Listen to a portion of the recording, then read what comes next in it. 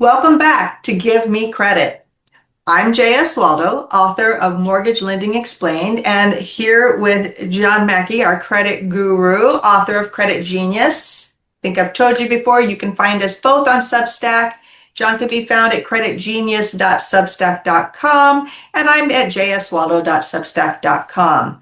But I'm excited. John, Yay! we have another guest today. Don't we ever? Only it's not another. It's the same. This is starting to feel like a pattern. Jacob's on again. Comes on once. We thought, great. We'll pull back the curtain a little. Then he comes back a second time, and that curtain just doesn't move. It fell off the rod. And now he's back again. At this point, I'm not sure if we should be concerned or flattered. I mean, it's a little like a speech from Sally Field. He likes us. He really, really likes us. But before we get going, I just wanted to brief you. I got out of the hospital last night, and I had a speed reading accident. I hit the bookmark. Now, that's supposed to be a joke, but let's see how that goes. This morning, I went out for breakfast to a restaurant that said they serve breakfast anytime. I told them I wanted French toast during the Renaissance. So, that's Dad jokes. You can use that, Jacob. Thank you. I will. My kids are going to kick out of that. Okay. But in all seriousness, when an FCRA attorney keeps coming back into the conversation, it's usually because we haven't run out of problems. We've just started uncovering them. For those of you just joining us, Jacob Hippensteel is the founder of Hippensteel Law Firm. He litigates FCRA cases nationwide against credit bureaus, banks, and data furnishers on behalf of consumers harmed by inaccurate reporting, and there's a lot of it. His firm handles a high volume of disputes with a systems-driven approach that maintains both scale and quality. And that perspective matters because the deeper you go into the system, the more you realize it's not just complicated. It's messy. Bankruptcy reporting that doesn't line up. Settlements that don't settle the way people think they do. Old debt that somehow finds its way back to life. Student loans that feel like they're speaking a completely different language.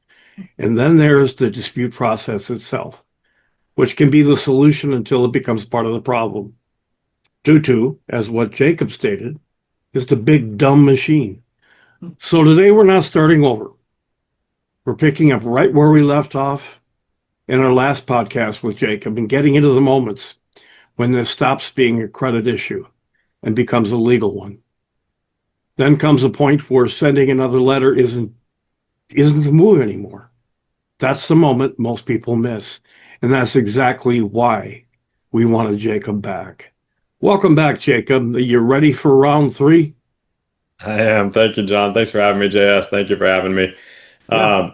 Something you said there that I think is my view on this also is there are so many types of credit errors that we could talk about. There are so many examples of each of those errors. And I think that's why I feel like there's always more to be said on this, because you never know what the specific issue is that somebody might be dealing with, and they're looking for information and saying, okay, is this actually an FCRA issue? Is this this doesn't feel right, but do I have rights to get this fixed? And so, as you guys know, I mean, I'm back for the 3rd time now, and I think there's plenty more to discuss even after this one. There's just a huge number of credit errors that are on credit reports at any given time, and more than any one lawyer and law firm could ever fix or help people with. But to the extent we can get more information out there and people can take their own steps to protect themselves, or at least just find help with this, then I'm always happy to share that information and to talk through that. So well, that's great, because we will hold you back to coming back. Welcome back, Jacob. Welcome back. In the spirit of continuing this conversation, I'm going to jump right on in. Let's group 2 situations: post-bankruptcy reporting and post-settlement inaccuracies. What typically goes wrong there, and why isn't the system correcting itself automatically? I mean, you already went through that legal process. Can you help us with that? Yeah, and I think that's the key point with that is you already took all the steps you needed to as the consumer to get these things cleared up. And yeah, the reason I sort of lump post bankruptcy and post settlement together is that in both of those you went through something uncomfortable as the consumer. You either had to go file bankruptcy or you had to reach out to these creditors to negotiate some kind of resolution. You paid it, and now it's still on your credit report as reporting a balance. That's an issue. You've done the hard work. You've taken your lumps to get to having this balance removed, but the credit reporting agencies haven't caught up yet. And let's start with just the bankruptcy issue because I think that one is, in my mind, particularly troublesome because nobody misses putting it on your account that or on your credit report that you had filed bankruptcy. That gets put on every time. But once you've completed the bankruptcy and got your discharge and all your debts should be zeroed out, now it gets missed. And it drives me crazy that it does because if it shows on your credit report that you filed a bankruptcy but not completed it, not received your discharge, that's almost the worst case scenario for a consumer because now it looks like your ability to handle your debts has gotten so bad that you filed bankruptcy, but then you didn't actually get your debts discharged. And so as an underwriter, I mean, I'm sure you've seen this, that's going to be a situation where that person is untouchable by any kind of lending because, okay, they clearly can't pay their debts. They filed bankruptcy, but they're still carrying all these balances. That's very harmful to a consumer trying to use their credit. And so, Yeah. again, that's why I say you've taken your lumps, you've done the hard work to get through the bankruptcy. It needs to be corrected and it needs to be accurate. Yep. The problem, though, is that a lot of times the information is being provided by uh, a third party who's involved in the mix. So it's not just the furnisher and the credit reporting agencies and you, the consumer. The credit reporting agencies are getting this information from various different services that will pull court records. And one of the more common is LexisNexis, is where a lot of this information comes from. They get it through LexisNexis and Yeah. aren't always correcting the fact that if we have a discharge date for this bankruptcy, these balances should be a zero. And I think the credit reporting agencies like to point to the furnishers, to the banks, and say, well, they should have updated it. They should have corrected it, which is true. They should have. But the credit reporting agencies have independent knowledge of this because they're buying this information about the bankruptcies from LexisNexis. So they could go through and update this information. And so it's one of these situations where the consumer has done everything they can to have this corrected on their credit report, and the banks and the credit reporting agencies are completely falling down on the job and failing the consumer. And so I I like helping people with that issue because there's not much they can do to get it corrected on their own. The system has failed them, and now they need help. They need somebody that can, essentially drag the credit reporting agencies and the banks into court and say, you have to correct this. This has to get fixed. A similar Yeah. thing happens with, oh, sorry, go ahead, John. No. Go ahead. I would say a similar thing happens with post settlement. So when you settle a debt, so a lot of times what happens if you owe money to a bank, you can contact them and say, hey, I'll pay you something less than what I owe right now if you'll wipe this debt out. Usually it doesn't happen when you're current on a debt though, because if you're current, and you contact the bank, they're going to say, well, just keep making your monthly payment. Why do we need to settle this with you if you're able to make your monthly payment? But once you fall behind, or once that account goes into collections, now it's much more common to see settlement as something that happens, where you can call up and say, hey, I owe you $1,000. I don't have $1,000. I have $600. Will you take $600 and we can be done? And they say, yes, fine. Pay the 600 and we'll zero out your account. Right. How that should work is that you making that payment should result in your credit report being updated to a zero balance. If you're paying the bank that you owe the money to, usually it does happen. In that instance, I don't see too many lawsuits that I have to file where you've settled with a bank directly and the account still has a balance. Again, why I lump this in with the post bankruptcy is we have a third party that gets involved here. So if the bank has hired a collection agency to collect on that debt and you settle the debt with a collection agency, the collection agency knows that you paid that debt off. The collection agency should be telling the bank that you paid that debt off. But what happens is the bank is the only one that has the ability to put information on your credit report. And so if their records don't get reflected to show what you did with the collection agency, that you paid the account off with the collection agency, they're going to continue reporting a balance. Yeah. Or what's worse is that they're going to get the information back from the collection agency that says, let's go back to that same example. You owe $1,000, you offer to pay $600. What normally will happen is the collection agency tells the bank, hey, good news, we got $600 on this account. So the bank credits your account by $600, and now they report that you still owe $400 on your credit report. But you don't owe $400. You settled the account. You owe nothing.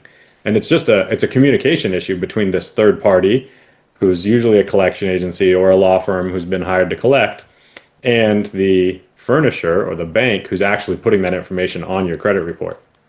Yeah, makes sense. You know, I don't know if it's shifting gears or not, but one of the questions that a lot of people have is when a derogatory item comes off the report and it comes back on. It's kind of called a reinsertion. And a lot of times that happens. How does it happen? Why does it happen? Yeah, interesting. And it does happen with these types of errors that we were just talking about specifically. So it's a good segue there on that reinsertion. And yeah, one of the things that people will call it like a zombie debt, where it just comes back from the dead. I thought I had this removed and now it's back. That reinsertion is an issue with the nature of the credit reporting system. Last time I was on, I talked about, if the whole credit reporting system was, I'm reporting to John information about JS, and we had decided, oh yeah, this account is closed, it should be removed. Well, fine. If you come back and ask me about that account, I'm going to tell you again that it's been removed and we've closed that out. The problem is that's not the way the credit reporting system works. And so what's actually happening is all of this is done through an electronic system, through eOscar. That's where all these records are getting updated. And what happens is the furnisher, the bank, will get a notification from the credit reporting agency saying, hey, this is information that you used to be reporting. Do you want to report it again, or do you still want to report it? And somebody's just checking a box and saying, oh yeah, that should still be there. Let's put that back on the report. And now that error or that account that was removed is back on the report. Some of those are actually an automated process also, where they're just seeing, hey, from the last time we pulled a credit report, this piece of information has changed. We don't know why it changed, so we're going to put it back to whatever it is. We're going to revert back to the information we just had on the report. But again, that on its own is a separate violation of the FCRA. The FCRA specifically has provisions that cover this issue, because it's a problem where the reason I'm particularly want to draw attention to this is that one of the strategies that's been used by a lot of credit reporting agencies and by some of the banks is they'll get a dispute from a consumer and they'll say, oh, okay, we'll remove that account. They remove the account. Next month, they put it right back on. But the consumer saw that it got removed, and so they've given up on this process. They think they've got this resolved. Exactly. They move on with their life. And now the furnisher gets to put that wrong information right back on the report. And most of the times it doesn't get caught for months and months and months, which means you, as the consumer, will have probably applied for credit in some way, and this information that's incorrect and was once removed is now harming you again. Or you'll have a credit grantor review your interest rate and want to increase your interest rate because of this, or your life insurance premiums. I mean, these things, all the different things that your credit report and your credit score can be used for are going to be negatively impacted by this issue that you thought you got resolved, but that got put back on your credit report without your say, without you having any knowledge of it. What's supposed to happen? Let me interrupt for a minute. Doesn't the FCRA says that if an item is reinserted, that the individual, the client, or the customer, the person on the report, has to be given a 5-day notice ahead of time? Yeah, I was wondering the same thing. That's exactly right. You're supposed to be given this notice. And again, though, this is why I call it the big dumb machine, is that if the process was the three of us, it'd be real easy to keep track of this and me to say, oh, hey, JS, just want to let you know, I might report this information about you again. You have 5 days to let me know that, I shouldn't. But that's not what happens. What happens is it gets put right back on. The notice never goes out, and the consumer is the one left holding the. Isn't that a different procedural violation, though? That's like another compounded violation, correct?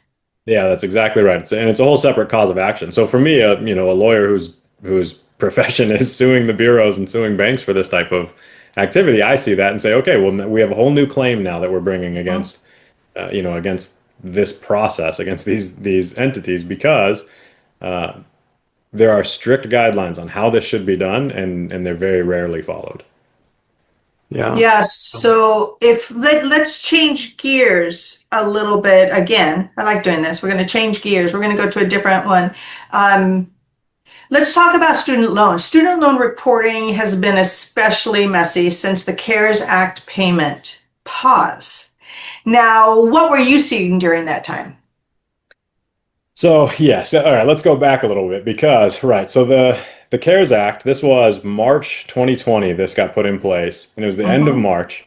So everybody gets to transport back to the the weirdness of March 2020. But so the CARES Act was signed, and one of the things that was in the CARES Act involved forbearance on federal student loans. And so for most federal student loans, your payments were completely paused. There was no payment obligation. And so that pause, that forbearance went from March 2020 until end of September 2023. There were no payments required on federal student loans, excuse me. And so you should not have had any negative reporting during that time. What we saw during the time was just the absolute Wild West. And part of it was just none of these institutions were equipped to have overnight a complete change in how, payment reporting should happen. So I have some sympathy there, but realistically, they're the multi-billion-dollar corporations. They can figure this out. They can throw some money at this and make it work. And it shouldn't affect the consumer, who is the person that the CARES Act was designed to benefit. This was to protect consumers from having financial harm during this, the turmoil of COVID and 2020. But the issue is that, and the reason why I think we should talk about this now, is that the FCRA has a statute of limitations, so a statute of limitations is a time limit on when you can file a federal lawsuit to bring a claim under that law.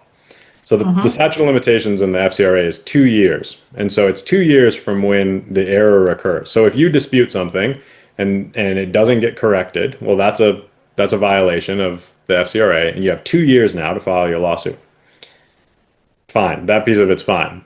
The FCRA also has what's called a statute of repose. And a statute of repose is a time limit on, no matter whether you knew about the error, no matter whether you knew about the violation, you have 5 years to file a lawsuit from when this error first occurred. And so the reason why I'm keenly aware of these CARES Act violations right now is that a lot of clients are running out of that 5-year period. We're getting to the point where if you have negative information on your credit report about your federal student loans, specifically payment issues, payment delinquencies during this time when you were in forbearance and there was no payment requirement, you're going to lose the opportunity to get that corrected pretty soon. And it matters a lot for student loans because student loan accounts hang around for a while. You don't have a student loan account on your credit report for a year or two and then it closes out. Most people are on these federal student loan programs where they're going to be making payments for 25 years. Yeah. And so to have negative information in there about missed payments that weren't actually missed payments, that's harm that is going to go. Basically, the credit reporting agencies, some of these the servicers that the federal government hires for these federal loan programs, they're going to get off scot-free if these things aren't identified and claims aren't brought soon, because we're going to run past that 5-year period where you can bring these claims. And really, which leads to my next question. I'm sorry. If those errors are still on somebody's report today, what should they actually be doing now? Yeah, so I think with that, if you're listening to this and you have federal loans and you were in forbearance during that time, which you were, go look at your report and look at the payment history and make sure that the payment history shows that you had, a lot of them will just show no data during this whole time. So it doesn't show that you were current, it doesn't show that you were late, it just shows no data during this time. That's fine. That's fine. What we're looking for is any kind of delinquency between March 2020 and September 2023. If you were marked delinquent at any point during that time, that's an error that you need to dispute right away. If you don't know how to do that, we can get you some information on that. But it needs to be disputed right away. And if it doesn't get corrected immediately, you're going to want to turn around and, file a lawsuit on that quickly. So contact a lawyer like myself, as one of the other hundreds of lawyers around the country that do this type of work, to get a lawsuit filed, because that's the only way to get that cleared up, permanently. Yeah, and from the mortgage side, I love that you called it the Wild West, because that's exactly what it was. As an underwriter, you knew they were in forbearance. This was automatic, yet these delinquencies were being reported. And as you know, on the mortgage side, you can do your common sense underwriting. Okay, this shouldn't be reported. This is an error. Cool, I can overlook this late payment. But the reality is the credit score gets affected. And it was Bingo. they were That's affected. exactly right. Yeah. Yep, they were affected quickly. And that knocked you out of some of the games of which mortgage product you could get. No matter what, as an underwriter, I could override. I can't change your credit score. Right. So it is a big deal. People need to really be paying attention. And I'm so glad you brought that up, as far as they need to be looking at the credit reports. Where do you pull those, John? Oh, you're talking to me, annualcreditreport.com. Thank you. Exactly. You need to be reviewing those. So your statutes of limitations, your statutes of repose, those are running out. Jacob is here to help you with that. But Jacob, you lead me right to another question, because you talked about it, the dispute process. We have covered the dispute process so much. It's so important. But can you, as the FCRA attorney, walk us through the dispute process from the consumer side? What should they do? What should they say? Yeah, exactly. And I think it is a little confusing because most people aren't familiar with this process and aren't even aware what steps to take to protect themselves. And there is some information out there. You guys do a good job of pushing information out there on this, but it's not something there's a lot of clear guidance on. I think the first thing I would say is to submit your disputes, which we can talk about what needs to go into that. But I think talking about the channel that you submit these things through is important at the outset, because Equifax, Experian, TransUnion all have their own services, their own products that you can sign up through them, and they say that they'll help you dispute the errors. Right. But the things that you're disputing that way, they don't get treated as true FCRA disputes, and you sign away a lot of rights when you do that. And one of the things you sign away is you're signing an arbitration agreement that says you're never going to be able to sue them for this. Your only recourse is to initiate arbitration. Which Thank there's you not for bringing that up. You're 100% right. Yeah, and it's people don't know that they're giving away those rights until it's too late, until you're trying to bring a claim and you can't, because you've signed that away in order to have some additional convenience through Equifax or TransUnion or Experian. When in reality, annualcreditreport.com, let me take a step back. What used to be the case is that yes, it was more convenient to get your credit report through these services. But that's not the case anymore. There are many, many different services where you can have instant access to pull as many credit reports as you want. And you probably get this through your bank. You probably get this through a credit card you have. You probably get this through various different services that you've signed up for allow this. Or just, some of these third-party credit report compilers like Credit Karma, Identity IQ, these types of things, Smart Credit, those are fine. But realistically, you can just go to annualcreditreport.com once a week if you want to, and you can pull your credit reports directly from there. It's a real credit report. It's the official. This is exactly what's in your credit file.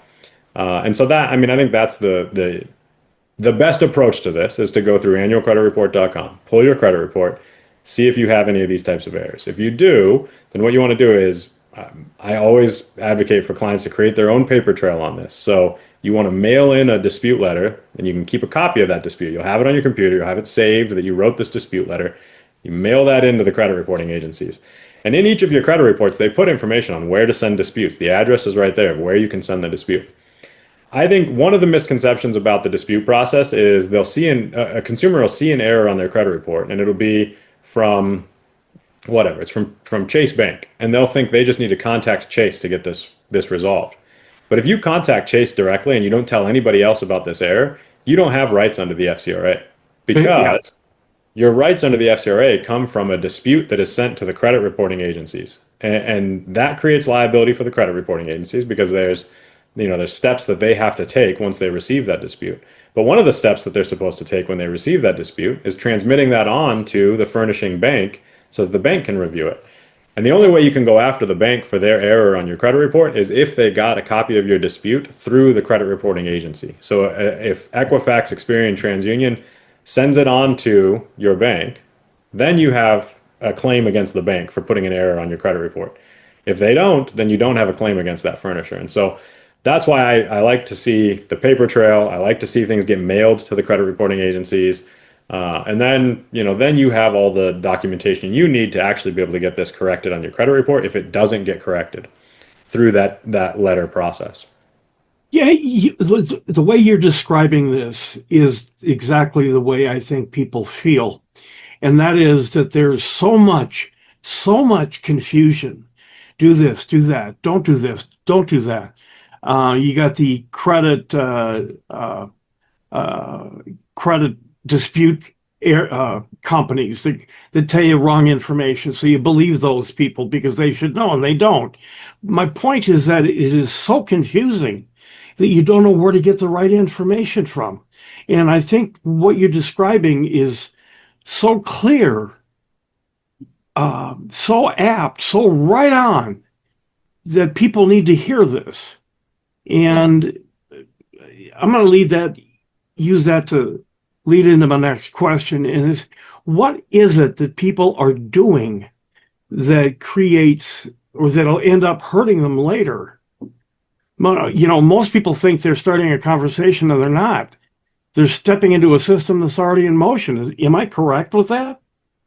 Yes, and especially with, yeah, and again, it's the big dumb machine is just going to keep marching along whether you want it to or not. And I think a lot of times people are trying to step in front of this big dumb machine and get it to stop, and it just doesn't. And so there are certain ways you can play the game that's been set up, and I think that's what I mean when I say paper disputes that get sent through the mail. You have your paper trail that you can document. You're sending them into all the credit reporting agencies so that it gets pushed onto the banks, because that's the way that you're setting yourself up for, one, either the best possible chance at getting the error corrected, or two, the best possible lawsuit that can then be filed to have your error corrected. Right. And I think that's the key here, is that you have to. I'm a bit cynical, obviously, because what I do is I sue the credit reporting agencies and I sue these banks, and so I look at this and say, okay, they screw this up more often than not, which may be true, may not be true. It may just be my profession that causes me to think that. But realistically, I think you have to plan for the fact that they're not going to correct your error. And so you have to set yourself up in the best way possible to do what you need to do to get it fixed, which is, potentially file a lawsuit. And I think that's the confusing part with it. Like you said, there's all these do's, all these don'ts, and you can get help with this. I mean, I think that's the other side of it, is there are, as you mentioned, there's a lot of companies out there that will give a lot of bad advice. But there's a lot of lawyers like myself and law firms like mine and many, many others around the country that if you contact them and say, hey, I have an error on my credit report, I don't know what to do, they'll help you dispute it. They'll go through the process to tell you exactly what you need to say and where you need to send the letters and do all that.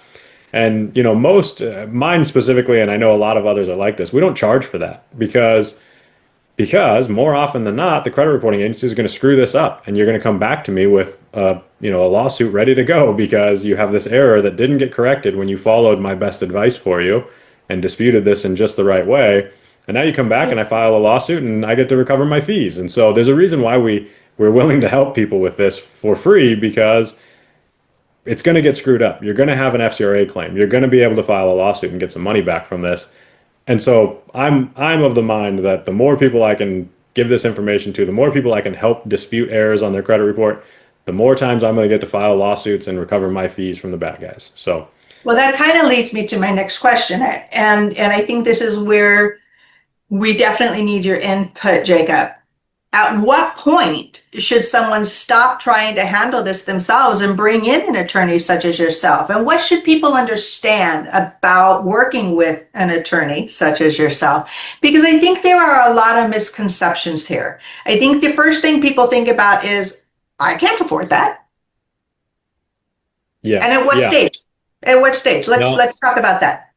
I think you're exactly right. And I have times where I talk to other people about what I do and that I've, federal lawsuits in federal court and different courts around the country, and they think, man, that must be so expensive. Like, how do your clients afford that? That must be wildly expensive. And here's the secret.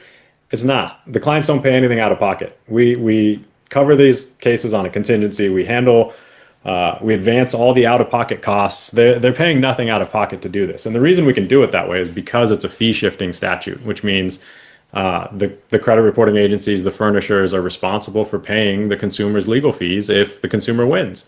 And so we're able to push these cases and settle these cases for consumers in a way that they're able to get money back. They don't have to pay my fees out of their own pocket. It comes out of the settlement or out of the win in that case, and they can essentially do all this without incurring additional costs, without going into debt trying to get their own credit fixed. And so that's the first thing to know about that is don't let cost concerns be a reason you don't contact a lawyer to get help with this. And here's the other thing is that, like I said before, there's a lot of companies out there that will charge you plenty of money to look at things on your credit report and to send letters, but they're not necessarily getting errors corrected on your credit report. There are some good ones out there. I mean, there's ways to find people who will actually help, get your credit errors corrected and get your credit cleaned up. Those definitely exist. There's just many, many bad actors in that industry also, which is why I, try to share the information of how people can do it themselves. But realistically, everybody has a different comfort level with how they want to engage in this process, how much they want to take on themselves. I always think of it as, you can mow your own grass, you can hire a landscaper, you can prepare your own taxes, you can hire a CPA that's going to prepare your taxes for you. And it's just kind of your comfort level with the process and how involved you want to be. There's plenty of consumers that will dispute errors on their own successfully, get things removed from their credit report without ever hiring help or contacting anyone else about it. That's great. Well, we can give the information out there so that they have that information and are able to do it themselves. But there are also plenty of consumers who, I think a lot of people are familiar with the, like white coat hypertension, like you get high blood pressure going to the doctor. Well, there's credit report hypertension also. People, they don't want to look at their credit report. They don't want to have to think about it. They don't want to have to it's a mess and they don't want to know exactly what's on there and all that. And that's fine too. There's people that will help you with this. And like I said, somebody could come to my law firm and just say, hey, I haven't looked at my credit report in a few years. I'm worried about it. Can I pull it and send it to you? And yeah, myself, some of my paralegals can take a look at your credit report for you. You never even have to look at it. I'll tell you if you have an error or not. Obviously, the consumer is going to be the person who knows best whether something is an error or not on their credit report. But we can make it as painless as possible if that's somebody's comfort level, or they can be as involved as they want. And I think that's the thing to know with that is at any different stage, you can have help with it or not, or you can do it yourself or not, and realistically, it's not going to cost you an arm and a leg to get help with it. Yeah, that's great. Realistically, there's an old, I shouldn't say realistically, but there's an old legal adage, and it goes like this. He who represents himself has a fool for a client. And I think that applies here, not to call people fools, but sometimes it's better to have other representation to take the emotion out of it and to let the person that knows what to do, how to do it, and get it done better, faster, quicker, and for more money. Now, unfortunately, we've got to close right now because we've gone over. But, to summarize, most people think credit reporting is about accuracy. And what we have been trying to teach, and Jacob has explained in even more detail, is that it's really about process, documentation, how that system interprets you. And that sometimes you have to take it further to litigation with an FCRA attorney like Jacob Hippensteel. Now, if you can find another attorney as qualified as Jacob Hippensteel, hire them. If not, and I don't think there are many out there as good as Jacob. He's been great. He's been great to us. So I thank you, Jacob, for joining us and educating the listeners, the actual consumers. Thank you, John. Yeah, I appreciate being here, JS. Thank you very much. Thank you so much, Jacob. So to close out, this has been Give Me Credit. Please like, subscribe, ring that bell. You all know the drill. In upcoming episodes, we have even more guests, different ones. Although, Jacob's, you're always welcome back here. We cover all things credit, all things credit. You won't want to miss them. Also, feel free to send us questions, comments, anything that you think we need to cover for you, we need to know. We invite your input on these topics, anything we've covered, anything we've missed, anything you're interested in when it comes to your credit life. But Jacob, back to you. Thank you so much for joining us. And I am going to hold you to it. We definitely look forward to future conversations with you. I remember reading in your email, late summers, when you're going to be available more. That's it. Yeah, let's look for that. Late summer, I'll be back. Well, we may just, bombard you with customers, but I'm going to hold you to that. There we go. I'm happy to do it. Thank you. This has been Jacob Hippensteel, everyone, in case you missed his name. He is founder of Hippensteel Law. You can contact him directly at 480-319-9091. And you can also go to his website, which is www.hippensteel.law,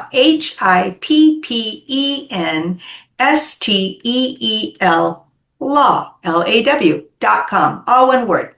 So see, we can make a jingle for you now. There we go. I'm J.S. Waldo, author of Mortgage Lending Explained. You can find me at jswaldo.substack.com. And this again has been our credit guru, John Mackey, all things credit. Author of Credit Genius, you can find him at creditgenius.substack.com.